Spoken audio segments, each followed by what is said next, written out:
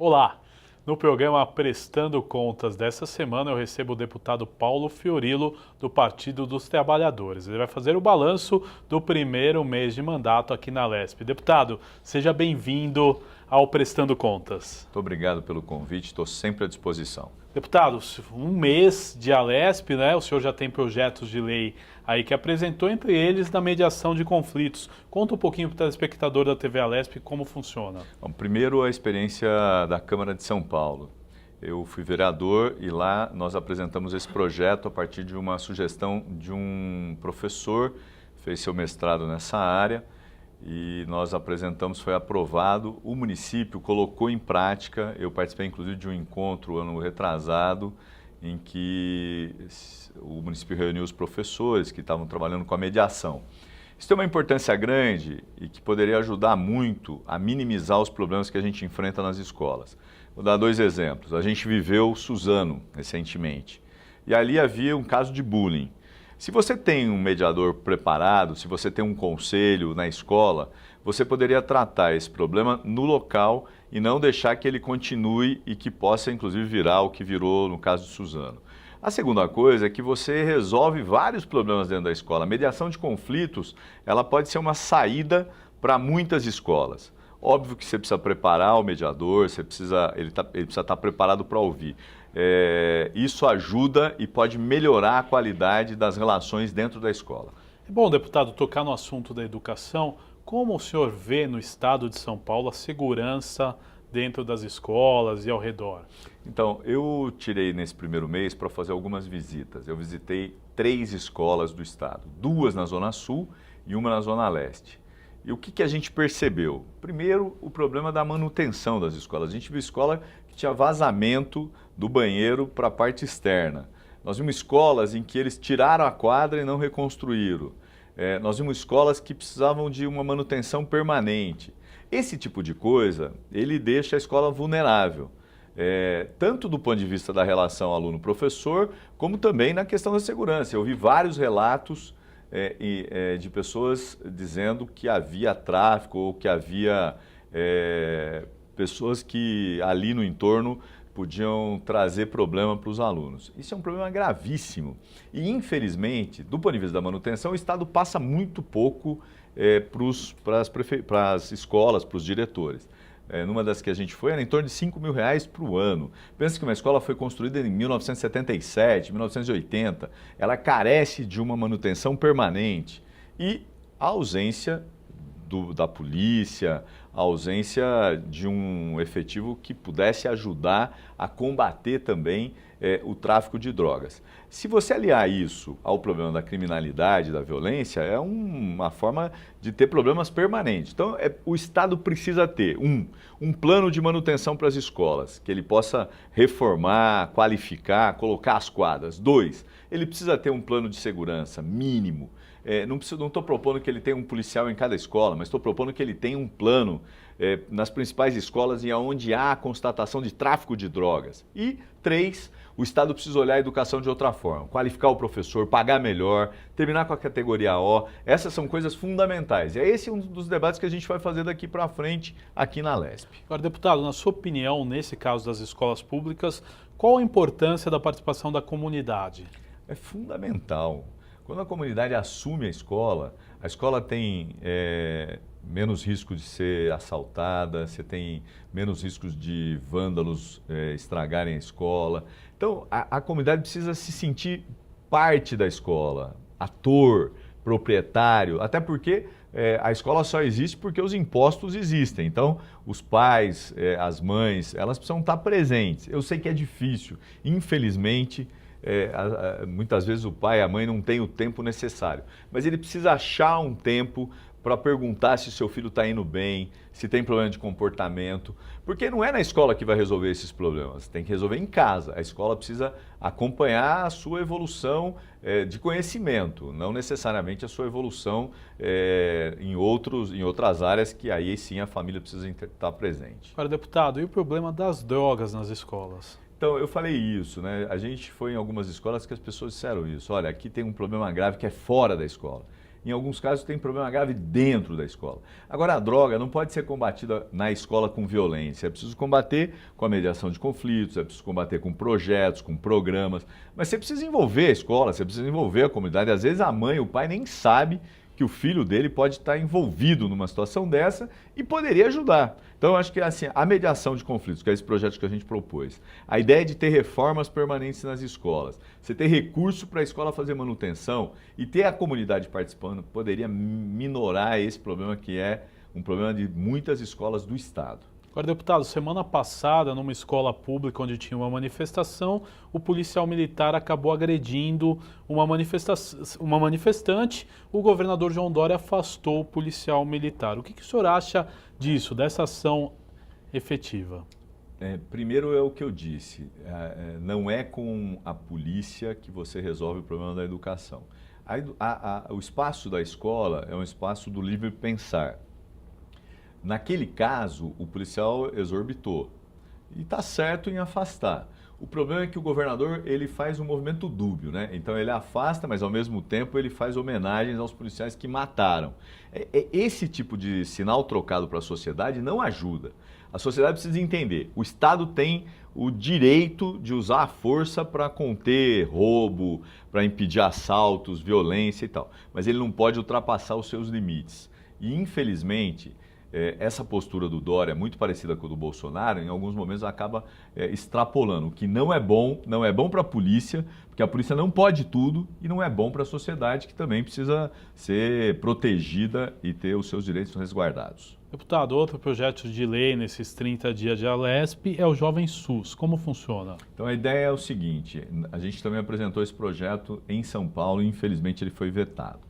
Mas é a possibilidade de dar ao jovem que ainda não teve o seu emprego uma oportunidade. Ele pode trabalhar num hospital, numa unidade de saúde, recebendo as pessoas, dialogando, orientando, dizendo, aqui tem determinado medicamento está em falta, você precisa tirar a ficha. Ele pode ser a porta de entrada para quem procura uma unidade de saúde. E muitas vezes, se esse serviço existe, a pessoa não vai perder o tempo esperando, sem saber se tem ou não aquilo que ela precisa lá.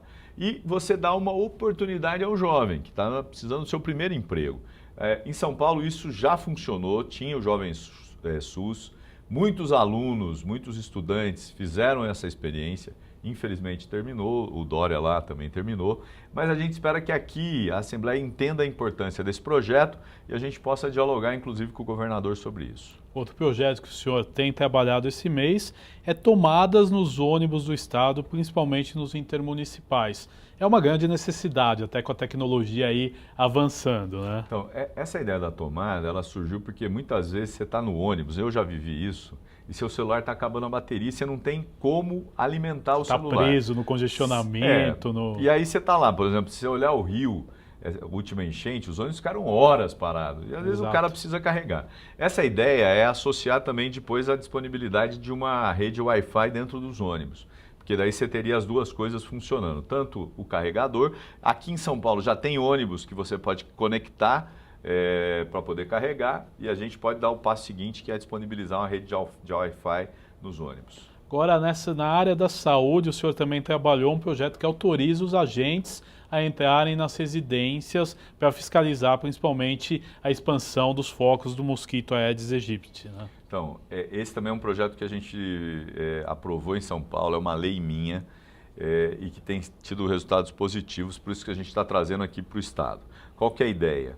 Muitas vezes você encontra um terreno ou uma casa fechada, abandonada, e aí o poder público não entra. E lá pode ter um foco. Os vizinhos estão preocupados. Qual que é a ideia? É que o poder público possa entrar na residência, tendo uma testemunha, um chaveiro, para não ter problema, ele entra, fiscaliza e depois sai. Nós estamos vivendo um problema gravíssimo de dengue, de chikungunya, no estado de São Paulo. Minha região, eu nasci em Araraquara, apesar de estar em São Paulo há algum tempo, mas a minha família quase toda em Araraquara teve dengue. Meu irmão teve dengue, meu primo, minhas primas.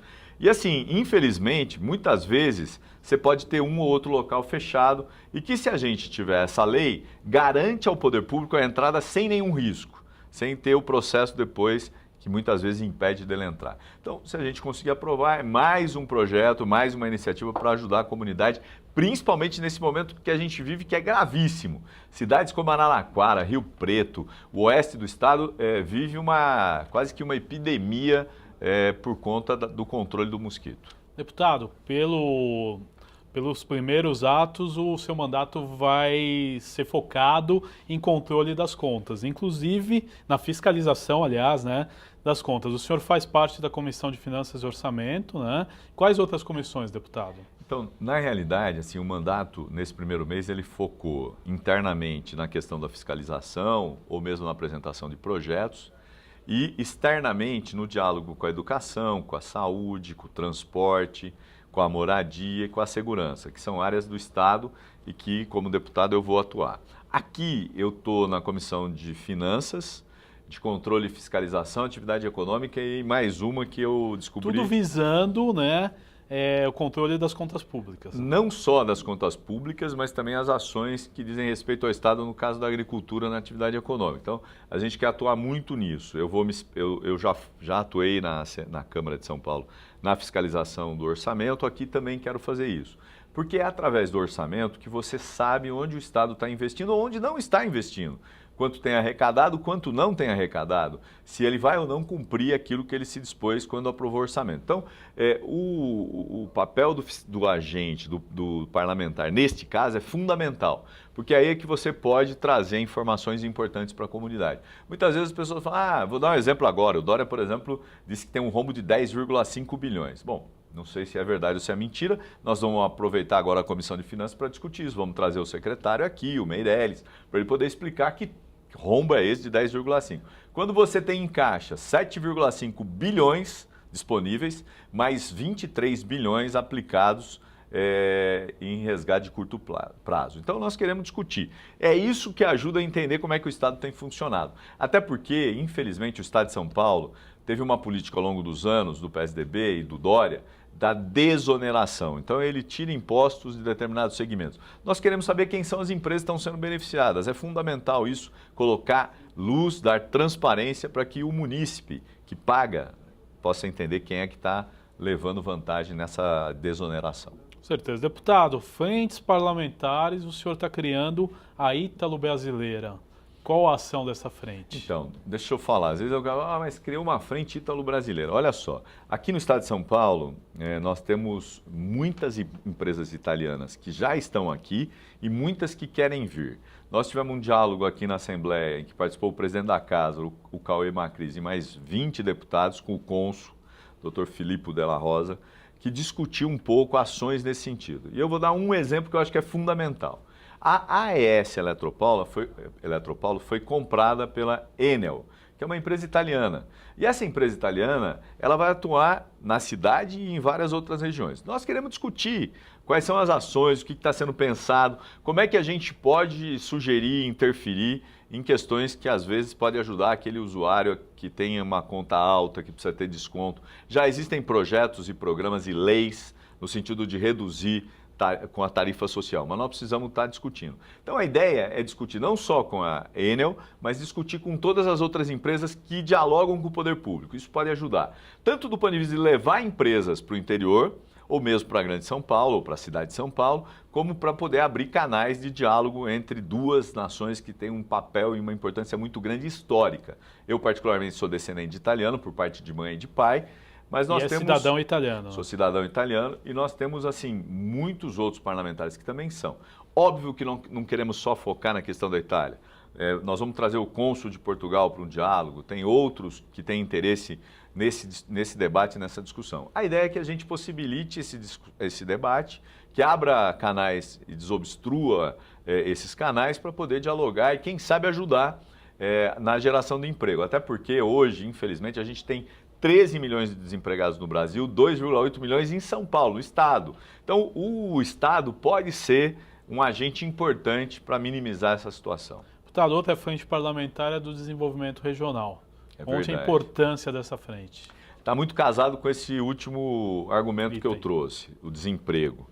O Estado de São Paulo tem regiões importantes que podem ser desenvolvidas, que podem gerar emprego, que podem melhorar a qualidade de vida das pessoas. O Estado poderia ser indutor. Como ele não tem sido, o que nós queremos aqui na Assembleia? Propor um debate regional, discutindo a vocação, o que a região tem de melhor, o que ela pode ampliar, de que forma ela pode gerar emprego, melhorando a qualidade de vida das pessoas. Essa é a discussão que a gente quer fazer. Tive já com o secretário Vignoli, que discute as cidades do interior. Queremos fazer uma outra conversa com a secretária Patrícia Ellen e queremos fazer aqui o debate na Assembleia. Tem regiões que são pobres porque as pessoas ganham mal, como o Vale do Ribeira, mas ela tem uma riqueza muito grande que pode ser explorada, como o turismo. Eu estive lá recentemente e as pessoas colocaram isso. O que não pode é você pensar, por exemplo, na exploração do minério, da forma como foi feito. Lá naquela região do Ribeira tem vários reservatórios de resíduos, de rejeitos do minério, que correm risco de estourarem como lá em Brumadinho. Então nós precisamos ter muita atenção, até porque é uma área de proteção, uma área rica em biodiversidade e que poderia ser explorada de outra forma, gerando emprego, melhorando a qualidade de vida das pessoas, melhorando inclusive o DH da região. O senhor tem algum projeto, alguma ideia de mais alguma frente parlamentar? Nós estamos discutindo mais uma frente, estamos elaborando, daqui a pouco a gente deve apresentar, que é muito nessa área da defesa dos direitos, coisas nessa linha, mas eu não queria adiantar porque ainda depende de algumas conversas. Vamos guardar a e eu só tenho para o momento adequado. Eu só tenho direito a 3 frentes e eu espero aproveitar bem as 3. Deputado, 100 dias do governo João Dória, faz um balanço na sua visão. Sem nada, né? Então, assim, se a gente olhar o que foram os 100 dias, o Dória apresentou aqui um projeto para tentar fundir, extinguir 6 empresas. O projeto tem 3 artigos, é inadmissível isso. É como se ele considerasse que a Assembleia fosse o puxadinho da casa dele, não é. Ele vai ter que recuar, saiu uma matéria dizendo que ele vai retirar o projeto e apresentar outro com mais detalhes. A gente não sabe quanto custam as empresas, qual o valor delas, se vai ser vendida, se vai ser PPP. Então é um governo que acha que pode tratar do jeito que ele fez com o Palácio lá dos Bandeirantes, né? Ele resolveu pintou de preto. O senhor pediu um requerimento. Tem um requerimento meu, né? Perguntando quanto gastou, quem foi a empresa, quem pagou, né? Porque o Dória, quando foi prefeito, ele fazia muito isso. Parceria com as empresas para arrumar a prefeitura, arrumar moto. Nós queremos saber, até porque tem procedimento. Não é possível que o cara faça como se estivesse na casa dele. É esse o debate que a gente quer fazer. Por isso, nós entendemos que nesses 100 dias, infelizmente, o Dória não apresentou para o Estado absolutamente nada que pudesse ser comemorado. A gente vai acompanhar o debate da privatização, nós estamos acompanhando aqui as outras iniciativas que ele disse que vai tomar, o Corujão da Saúde, que em São Paulo não resolveu o problema das pessoas. Quando você faz mutirão, você elimina a fila, mas não resolve. A São Paulo está de novo com uma fila enorme e não tem solução. Então, nós precisamos deixar de ter um governo que faz muita espuma. Nós precisamos ter um governo que, por exemplo, discuta desenvolvimento regional, que em vez de pensar em vender as empresas, pudesse pensar em gerar emprego. Esse governo desonerou, por exemplo, o combustível, querosene para os aviões. Bom, o que significa isso para quem não anda de avião? Né? Não vai reduzir o valor de passagem, não vai aumentar o número de viagens. Nós vamos continuar dando dinheiro para quem não precisa. Eu diria que o governo do Dória, nesses 100 dias, foi o governo que tirou dos pobres para dar para os ricos. Agora, deputado, dentro disso, um dos projetos que ele mandou aqui para casa é a privatização do ginásio do Ibirapuera. Qual a sua opinião sobre isso? Eu não sou contrário a todas as privatizações, não é um princípio. Até porque o governo do PT fez parcerias públicos-privadas, discutiu concessões, então não temos problema. O que precisa é saber exatamente o que a gente está deixando de gastar, quanto é que vai entrar e se vale a pena ou não. Por exemplo, ele está falando de ceder os presídios numa parceria público-privada. Interessante. Agora, quem é que vai tomar conta dos presídios? Porque aqui em São Paulo, os governos do PSDB ao longo dos 24 anos, eles tiveram uma virtude. Eles fizeram a maior facção criminosa do Brasil, daqui a pouco vai ser do mundo, que é o PCC. E a gente precisa saber, porque se você for dar para administrar um presídio, com a dúvida de quem vai se relacionar com os presos, nós precisamos tomar cuidado. Então, nós queremos discutir todos os projetos. E se forem projetos bons, nós vamos até emendá-los. Se não for, nós vamos denunciar. Vamos dizer, ó, aqui o Estado está perdendo dinheiro. É verdade que o Estado tinha que priorizar algumas coisas, saúde, educação, transporte, segurança. O problema é que nem isso prioriza. Se olhar, eu falei da situação das escolas, o Tribunal de Contas do Estado fez um balanço das mais de 5 mil escolas e mostrou que elas estão deploráveis. A saúde, você vai nos hospitais do Estado, não tem médico, não tem remédio. É inadmissível que em 3 meses, em 100 dias de mandato, o governo não tenha apontado absolutamente nada de solução. Ao contrário, fica fazendo espuma quando deveria apresentar soluções. Agora, deputado, ações do governo Dória na segurança pública. Teve aquele episódio em Guararema, né, onde mataram os bandidos, né, e o senhor até comentou anteriormente, na verdade, que o governador enalteceu a atitude. Queria saber o que o senhor acha disso e a transferência dos líderes das facções para presídios federais. Então, primeiro, eu acho que assim, o papel da polícia é prevenir. Ali havia uma operação já que eles estavam monitorando, importante. Se pudesse evitar as mortes, também é importante. Nós não podemos ser que nem o governador que parabeniza porque matou, os caras vão lá para o cemitério. Eu acho isso horrível. E aqui eu não estou falando porque tem direitos humanos, não tem nada a ver com isso. Nós estamos falando de vidas que poderiam não ser recuperadas, eu não sei. Agora, se a polícia precisou matar, não tem problema. Diz lá por que matou. Até porque o projeto que o ministro da Segurança, da Justiça mandou para Brasília, possibilita o cara matar se ele estiver vivendo um momento de tensão. Então, não dá para saber muito bem que é isso. Olha, eu estou tenso e atirei, né? Então nós precisamos tomar muito cuidado. Isso vira um atenuante. E aí você perde o controle. Agora, eu acho que assim, toda a prevenção é importante, até porque a polícia tem condições e capacidade de se antecipar ao crime, principalmente ao crime organizado, ao tráfico, a roubo de banco. Isso é fundamental. Agora, nós não podemos enaltecer as mortes. Isso não é bom. Não é bom nesse momento que a gente está vivendo com o governo Bolsonaro, que manda o projeto do Moro propondo que o cara não tenha que pagar pelas mortes, que ele pode usar o argumento do subjetivo. Isso é uma coisa. A segunda coisa que você fez referência era a transferência dos líderes das facções. Eu acho que o Dória tomou uma decisão de transferência que pegou muita gente, inclusive o governador do Distrito Federal está querendo devolver os presos, né? Então nós precisamos ver se o problema é só transferir ou se é combater. Eu não vi ainda nesses 100 dias nenhum plano de combate ao PCC, né? De tomar os recursos, de diminuir o número de membros nas ruas. Vamos ver o que vai ser daqui para frente. Por enquanto, a gente não viu isso. E nós não podemos comemorar ações pontuais. Nós devemos discutir uma ação global que é fundamental. O número de assaltos na cidade de São Paulo tem aumentado. Essa história de dizer que a gente está se sentindo mais seguro é para o governador da espuma, para o governador do sem nada. Nós estamos vivendo momentos difíceis. Eu vou dar um exemplo. Onde eu moro, 2 casas já foram assaltadas.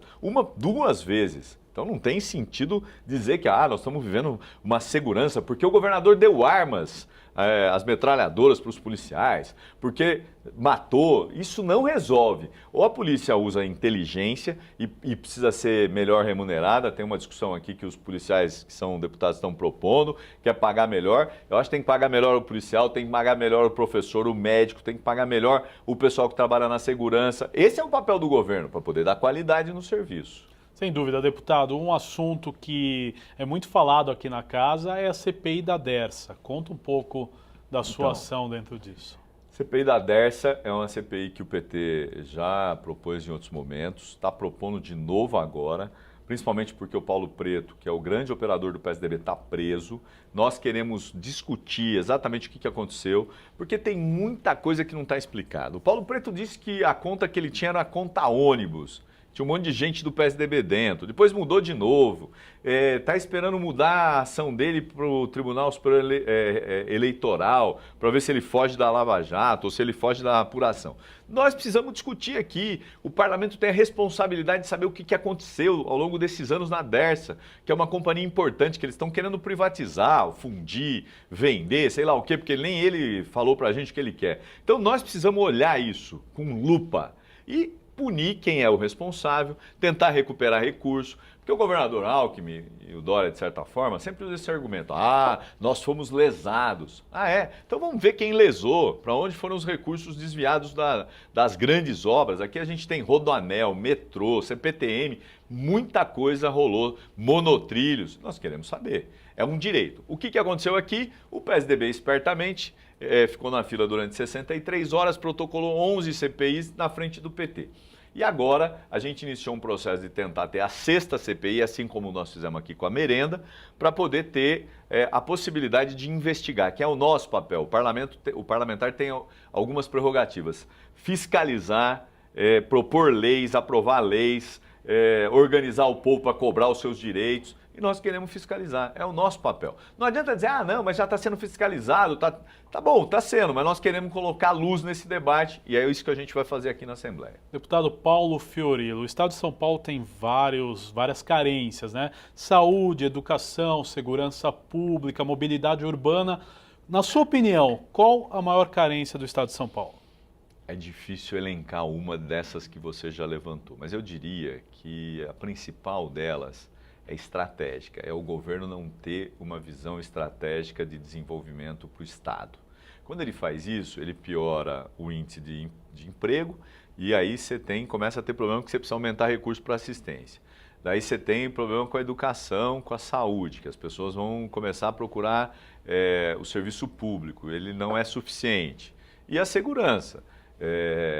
Tem um vereador aqui na capital que me contou um episódio lá na Zona Sul, o vereador Donato, do PT, que a diretora de um SEI chamou para conhecer lá e dizer que estava tendo um assalto e tal. Ele foi lá e falou, mas o que tem roubado? Comida. Os caras entram aqui para roubar comida. Quando você começa a viver uma situação difícil, 13 milhões de desempregados, 2 milhões... roubando para comer. Ele não é robô para vender, não é nóia. É cara que precisa.